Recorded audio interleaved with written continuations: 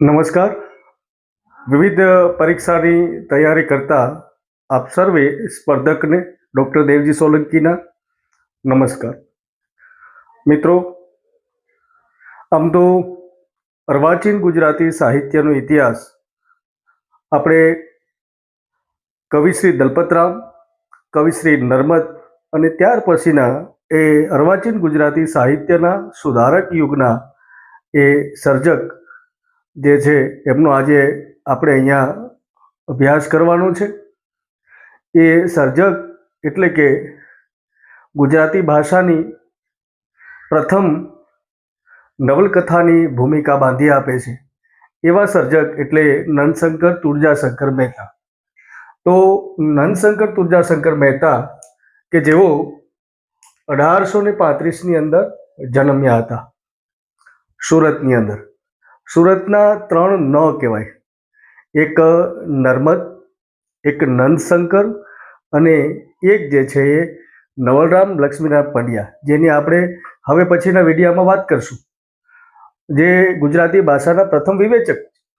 તો અહીંયા નંદશંકર તુળજાશંકર મહેતા કે જેઓનો જન્મ 1835ની અંદર સુરતની અંદર થાય છે. એમના પિતા જે છે તુળજાશંકર એ જકાત ખાતામાં એમની નોકરી છે. એના જીવન અને કવન વિશેનો પણ આપણે સાથે સાથે પરિચય લેવાનો છે.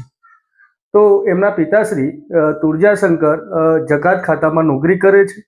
માતા ગંગાલક્ષ્મી છે અને મોસાળ જે છે એ એમનું ઓલપાડ છે. જો સર્જન ક્યાંથી શરૂ થાય તો ઓલપાડ જે છે એ આખો પ્રાકૃતિક વિસ્તાર છે.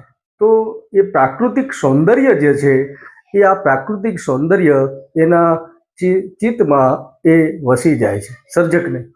અને શું થાય છે આગળ કે મોટાભાગનો સમય જે છે એના પિતાની તો અવારનવાર બદલી થયા કરે છે, એટલે મોટાભાગનો એ સમય મોસાળમાં રહે છે ને ત્યાંનું જે પ્રાકૃતિક સૌંદર્ય જે છે એ એમને ખૂબ ગમી જાય છે અને એના ચિત્તમાં વસી જાય છે. અને સાહિત્ય સર્જન જે છે એ ત્યાંથી જ એના સાહિત્ય સર્જનના એ બીજ રોપાય છે. એમનું વ્યવસાય જે છે 4 વર્ષની ઉંમરે એમનો એક વિવાહ સંબંધ થયો હતો. એ સમયે તો પહેલા એ આવી રીતે વ્યવસાય થતા ખૂબ બાળપણમાં બાળલગ્ન પ્રથા પણ જે તે સમયે હતી. તો એમનું 4 વર્ષની ઉંમરે એ વિવાહ સંબંધ થયો, એ ફોક થઈ ગયો. પછીથી 21 વર્ષની ઉંમરે એમણે ફરી એ લગ્ન 9 વર્ષની નંદગોરી સાથે એમના એ ફરીથી એ લગ્ન થાય છે. હવે